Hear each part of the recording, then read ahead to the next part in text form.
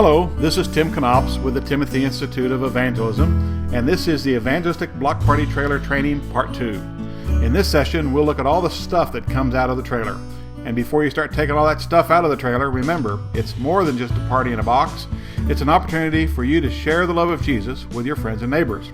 Keep reminding your team of this, and you'll be amazed at what happens.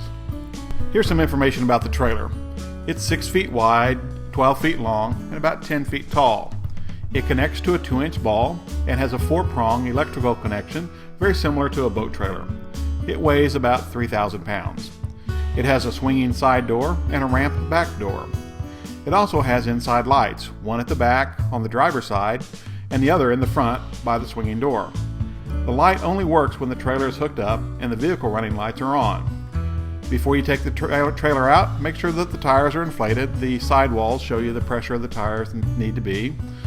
Only walk into the trailer when it's actually hooked to a vehicle. That keeps it from tipping. Most items are bungeed into place. Some are also strapped in. The large items are located by their big dots, and the bins hold the small stuff. And remember, wash the trailer if you see it's getting dirty. Don't wait for someone else to do it. As you take the trailer out and set up those items, remember to follow all the laws that apply to your area, including the city, county, and state regulations. Once you get the trailer into the location, you're going to want to unlock the doors. What you do is you take off the lock using the code that was given to you by the association, lift up the top piece, and then lift up the handle and rotate it out, removing the bar from the door itself, and then the doors will actually open up either by swinging out or by coming down.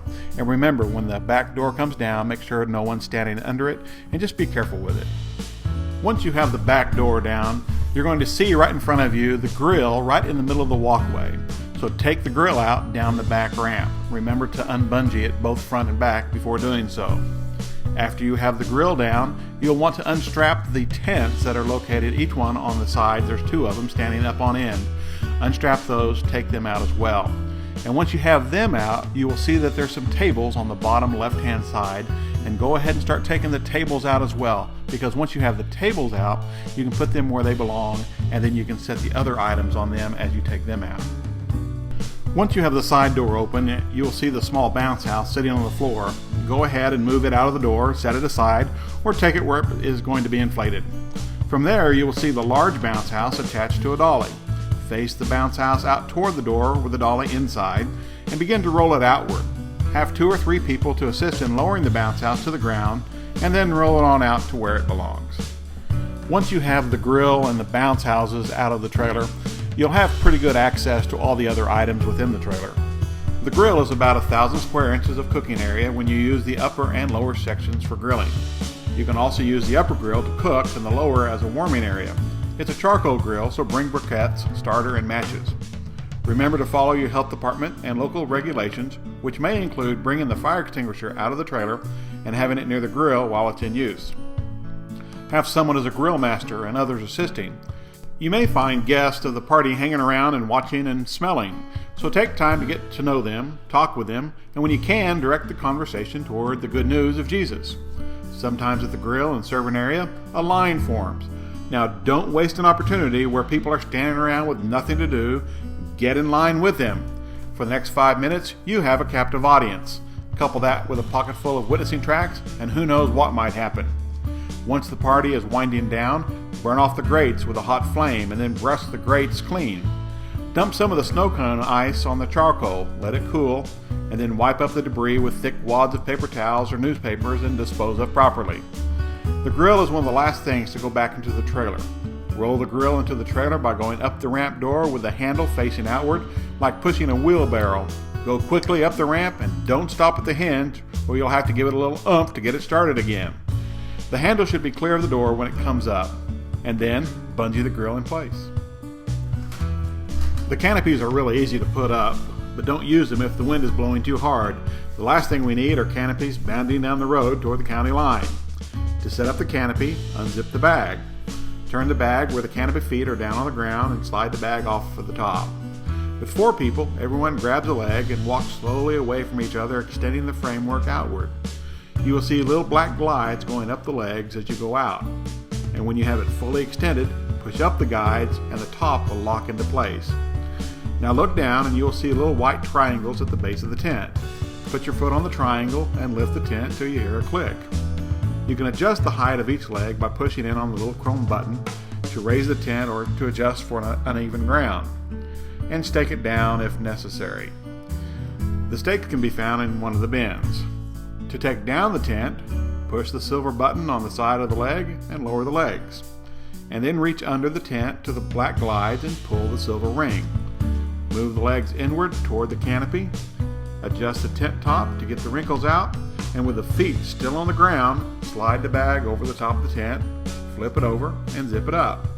Don't put the tents into the trailer until the table and carnival games are where they belong. For some people, the bounce house is the most intimidating, but the truth is it's really not that bad.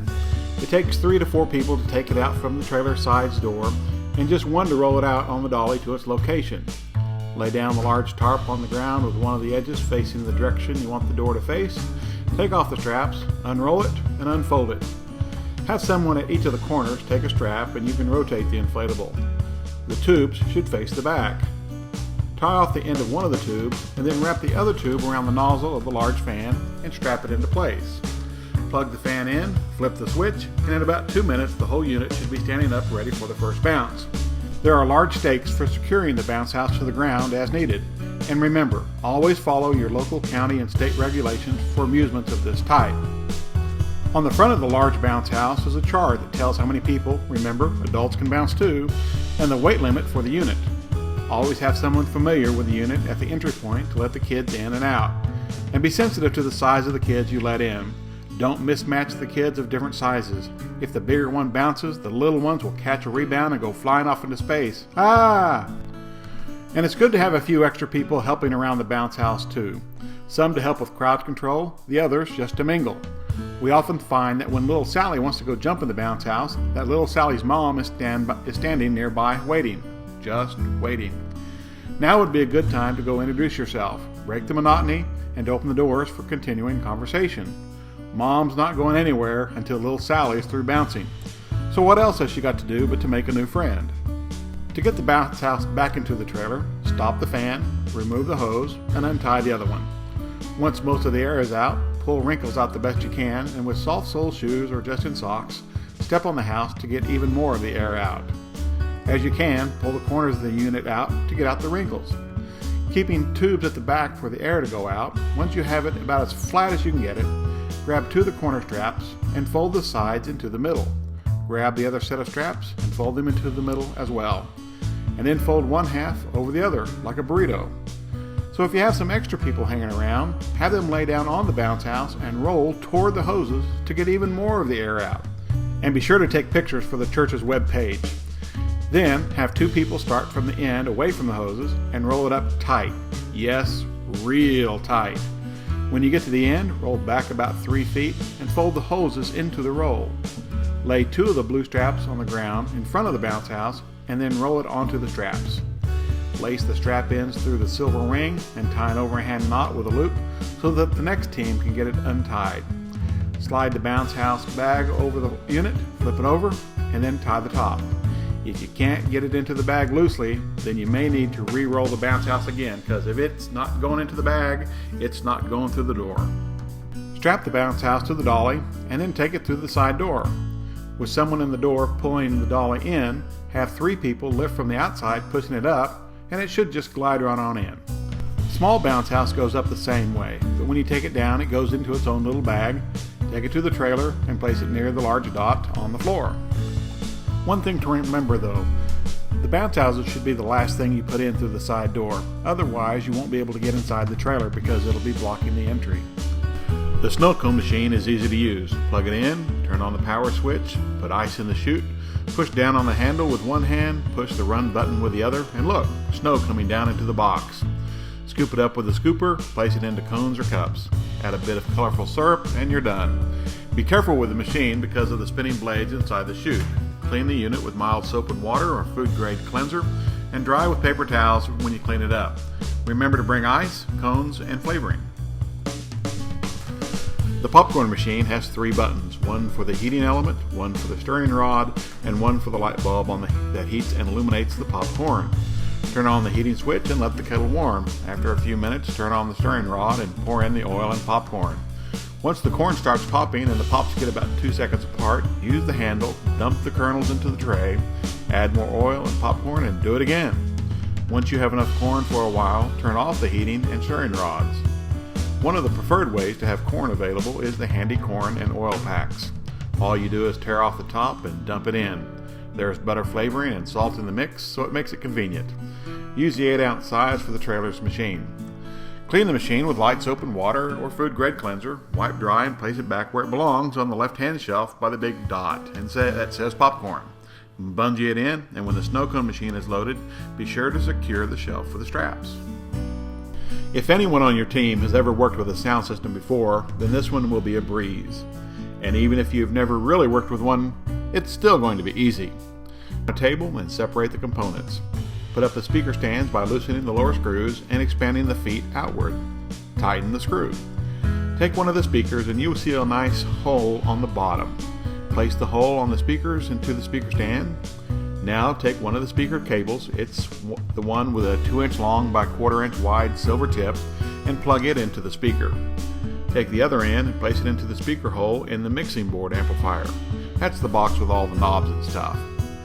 Take a microphone and match the cable end for end and plug it into an amplifier as well. Set up a microphone stand to hold the mic. Now take the boom box and using the small cable with the tiny silver ends, plug the boom box into the auxiliary hole on the amplifiers. Instead of the boom box, you can also plug in your own MP3 or smartphone for music. Now take the power cords and plug them into one of the long extension cords that you found in the electrical bin from the trailer. Flip on the power button and let's adjust the sound levels. In the front of the mixing board are columns of knobs. Most of the knobs will be turned to the middle number. But if you will notice, when you plug the mics and other inputs in, the columns go up and down, and that's the column that adjusts the particular microphone or device. But there is another column that says main. It's the one that adjusts the overall sound level. Now speak into the microphone or play a little music and adjust the sound to your liking. But please remember, not so loud that people can't talk to one another without shouting. Consider this background music. One thing may be helpful is to turn the speakers away from the central part of the party and face the music outward. This produces a nice ambient music and keeps it loud enough that people know that there's a party going on. And please be sensitive to any music ordinance in your vicinity. We really don't want to have our music man having to start a jail ministry. When it comes to the games, truth is, play the games however you want. Small kids, play till they win. Adults, play till you get tired of looking at them. A couple of things to consider though. If all the games are by the bounce house and face painting tent, then all the games become children's games. But if you place the beanbag toss and the baseball games by the smoker away from the bounce houses, then those games can become adult friendly, and you may have some more of the adults hang around to play in the tournaments or putter around and just play a little bit. Either way is fine, just be aware of who your audience is and plan accordingly. And be sure to talk to your guests as they come to play. Don't just hand them a ball, frisbee, or a rope ring. A bit of banter is a good thing, especially if you can direct the conversation toward Jesus. But here's a few guidelines. For the baseball game, here's the short version. Stand back about 8 feet, toss the ball through the hole, you win a prize. The long version. 2 people play each other with 3 misses in a row, and your inning is over, and play all 9 innings. Miss twice, and then get a ball through a hole, and you get 3 balls again. Remember, it's 3 misses in a row, and your inning is over. Each hole is marked with a single, double, triple, or home run. Play like baseball and keep track of where you have a man on base. If you really want to get the adults interested, place the game by the smoker and start a tournament. Winners get a nice prize. And for extra points, play teams. The more people you get engaged in the games, the more they hang around the party, and the more you can get to know them. The beanbag toss, also known as cornhole, you can play singles or partners. Place the boards opposite each other with the holes about 33 feet apart, closer for the kids or if you really don't want to throw that far. Take turns tossing the bags from one board to the other and don't go beyond the front of the board. 3 points for going through the hole, 1 point for each of the bags on the board at the end of the inning, and you play to 21. It's very similar to horseshoe. For the frisbee toss, have somebody stand 10 feet back, toss a frisbee in the hole. Kids get a prize if they get any of the frisbees in any of the holes. For obnoxious teenagers and midlife crisis adults, well, have them toss a frisbee from 30 feet out and get each frisbee through their matching color hole. while standing backwards and looking over their shoulders. You can make it as easy or as difficult as you like. The lollipop tree is the board with the multicolored dots on the face. Put dum-dums or lollipops in each of the little holes and give each participant 3 rope rings. And from a few feet back, have them give a ring a toss. And whatever lollipop they lassoed, it's theirs. But watch out for preteens who keeps coming back trying to collect a whole bouquet of lollipops. I used to get 1 or 2 lollipops that were too big for the rings to go around, and it confused the kids. It made me laugh. My wife found out, and she won't let me do that anymore. The table games include the card game Uno and a set of dominoes. Have someone at a table trying to get people to come and play. Take your time and get to know your neighbors. The generator is handy to have around, but the truth is, many of our block parties use electricity that is available at the park pavilion or nearby homes or businesses. There is about 400 feet of various electrical cords in the bin, along with 3 ways to branch off of. Use the large cords for feeders and then use the smaller ones to branch out to the various equipment. And if you do use the generator, remember to bring about 5 gallons of gas, but only put a small amount into the generator at a time. The generator's gas tank should be almost empty before you load it back into the trailer. We really don't want to make the evening news as the church with the flaming trailer headed down Main Street. Roll the generator up the back ramp and up to the front place where it belongs, over a big dot, and it'll ride just fine. I think we've covered all the main items in the trailer, but the trailer also includes 6 tables, 12 chairs, 2 ice chests, 2 drink coolers, first aid kit, and a fire extinguisher. It also has a spare tire on the front with a jack and tire tool located in the miscellaneous bin. When it's time to go, put everything back where it belongs, big stuff on a dot, small stuff in a bin. Do it so the next church can find it. Remember to fasten all the bungees, tighten all the straps across the side shelves, put the grill in, and the bounce house goes in last. Close the doors, lock the locks, wipe your brow, and go home. And don't forget to follow up faithfully. And as you leave for the day, pray for everyone who attended the party, for all the guests that attended, and for the Christians who came, worked, and shared.